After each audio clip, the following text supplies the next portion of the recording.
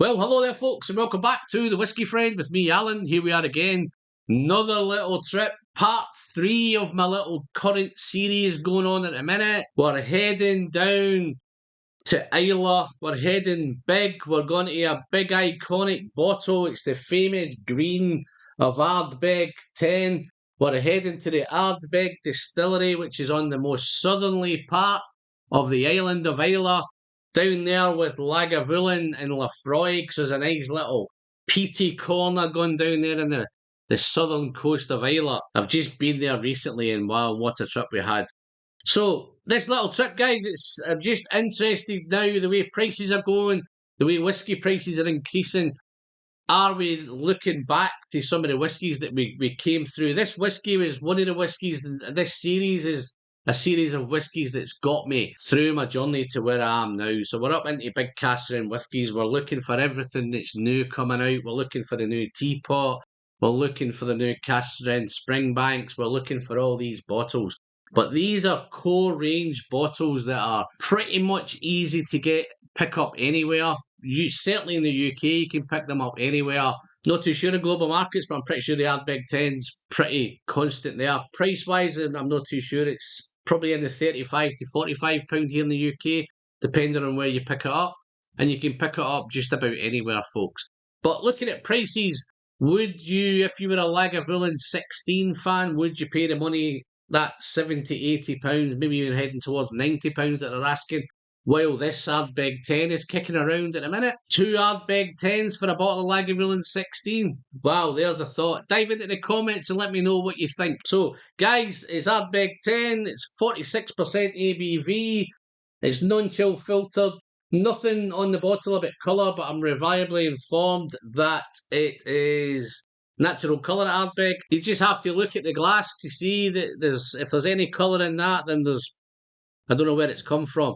That looks like a glass of maybe a bit of Chardonnay going on there, bit of white wine going on, that kind of look. Beautiful, beautiful colour. I'm not too sure, you're probably thinking, wow, what a big pour you've got there, Alan. If you're a regular, you'll know it's not. You'll know that it's just one of those tiny little Whiskey Friend Capita glasses going on. But yeah, lovely legs coming down there. Fat, slow running, 46% ABV, non-chill filtered. Wow. Don't know why they don't put natural colour on the bottle, but I'm sure Ardbeg know better than I do. So, wow, on the nose, earthy. I see I've just taken the coin off, guys, and the whole room now is just like a smoky bonfire thing going on. It's earthy. It's that road tar thing. It's if you're out and about and there's a road being laid, some tar going down, some wet tar going down, some hot tar going down. Very, very tarry, very earthy. Lots of peat, lots of smoke. But that's not what it's all about, guys. Once you nose into this, it's actually got a really, really nice sweetness to it. There's a lovely vanilla thing coming through there. As you're acclimatised to the peat and the smoke, the vanilla's coming through. That vanilla, as it develops, it's becoming a little bit more kind of toffeed, maybe a little bit more caramel, but it's got some real, real nice sweetness to it going on. At the same time, that beautiful earthiness is there as well. This Ardbeg 10 I'd pretty much be confident to say this is the kind of signature Ardbeg. I think most Ardbegs that you get to sample, I think there's some sort of form of this comes through on the Ardbeg character. Citrus, lemon, lime, and then as you really go through it, it becomes that kind of that island character, the coastal, the maritime, the sea breeze, the brine, a little bit of meatiness as well coming into you now. Just a tiny, tiny little maybe a little bit of barbecued meat coming in through there, but it's salty, coastal, maritime. Very different to the Lafroig of the medicinal and the Band-Aid. This is more a nice meaty, sweet sauce thing going on. Salty, smoky, spicy thing. Real, real wonderful. Yeah, it's been a while, guys. This is usually a dram that I've always got on the bar.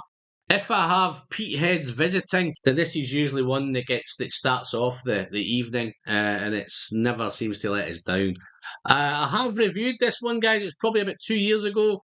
Not too sure. I haven't went back and watched the video, but I will pop a link up above. So if you're interested, you want to go and watch that video. Wow, what a beautiful, what a really, really interesting nose for a peaty whiskey. But guys, as you know, from time to time, we like to taste whiskey on the channel, and that's exactly what we're going to do now. And you know what's coming next. This Ardbeg 10 is going to head down the hatch, nice and responsibly, of course. So let's get on with it. Ardbeg 10, down the hatch.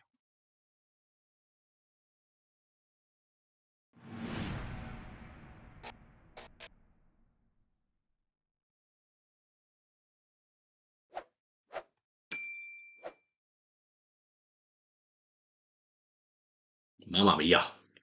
So nice. A little bit dry and sooty on arrival. Not for too long. Spicy. Smoky. Sweet. Spicy. Earthy. All on arrival. A little bit of dryness. The dryness wears off very, very quickly. Becomes really, really mouth-watering. Really, really juicy.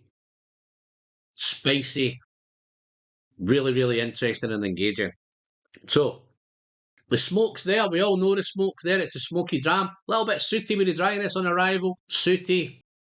Then it becomes juicy, spicy, well, sweet. Vanilla. Definitely the vanilla's there. Definitely the toffee's there. Definitely the caramel. It's becoming caramel. It's practically mirrors the nose. The spice. I think there's some ginger there. Some sweet ginger. Then comes that lemon and lime. Adding a little bit of kick to it as well. 46% is wonderful. Very easy sipping. Those limes of now, I've just picking up a wee hint of maybe a little bit of chocolate lime. Wow, that's a new one. That's interesting. But it's smoky and it's salty. It's Ardbeg 10. Wonderful, wonderful whiskey. It's complex for a 10-year-old. It is beautifully balanced between that smoke and the sweet. The vanillas, the toffees, the citrus fruit, wonderfully, wonderfully put together. Heading to the finish. Just before I do the finish, guys, what a beautiful, engaging whiskey this has been. I know it's been a wee while since we're back to it. And listen, if you're a regular, guys, you know I'm not a peathead. This one is usually always here. But it's wonderful, wonderful stuff. As I say, you can pick it up almost anywhere. And it's one of those whiskies that you can... It never seems to let you down. Going back to it before, it's been a wee while since I tasted it, and I don't know why I've left it so long. And this is the reason behind this little series of videos at the minute is that are we leaving these whiskies behind? Are we still buying them? I'd be interested to know how often you buy an Ardbeg 10. Have you moved on from Ardbeg? Are you going to some of these exclusive Ardbegs that are kicking around? Are you sticking with Lagavulins? Are you doing your Lafroigs? Where does it range in your tastings? Because I think the Lafroig 10 for me is nowhere near as good as this. I think the Lagavulin, this easily competes with the Lagavulin 8. The Lagavulin 16 at £90, would you bypass this and go and pay the £90 for the Lagavulin 16? Or would you maybe get 2 bottles of Ardbeg 10 for a bottle of a Lagavulin 16. I think Lagavulin have just priced that 16 right out of the market. I don't think the 8 is quite as good as this. I think the Ardbeg 8 is probably better than the Lagavulin 8. So this is a beautiful, beautiful whiskey, still at reasonable prices, and this is what we're all looking for at the minute, guys. So I'd love to hear your comments, love to dive in, tell me what your thoughts are on it. Is it on your shelf? Would you prefer it to the Lagavulin 16? All that kind of jazz. It's so good, so easy to sip. That lovely balance of spice and fruit and sweetness, and that little smoky thing, tarry thing, maritime, coastal, all beautifully balanced together. So the finish, the caramel has come through into the finish. It's a long finish. It's a little bit of spicy finish. That caramel is maybe now a wee bit more salted caramel. The smoke is now that kind of distant bonfire smoke thing. It's in the distance. Somebody's cooking a barbecue in the back. That's that kind of distant smoke. So, guys, what a whiskey. Thoroughly, thoroughly enjoying this little trip down memory lane. If there's any whiskies that you'd like to see me review that I haven't revisited in a while, I'd be interested. Again, dive into the comments. Let me know if there's anything you'd like to see me review. And I'd be quite happy to try and sort that out for you. Don't forget to give me a thumbs up. I'm Alan. I'm the Whiskey Friend. Until the next time, guys, as always, Pleasures in the sharing. Don't forget to send some great whiskey down the hatch. Cheers, folks. Until next time.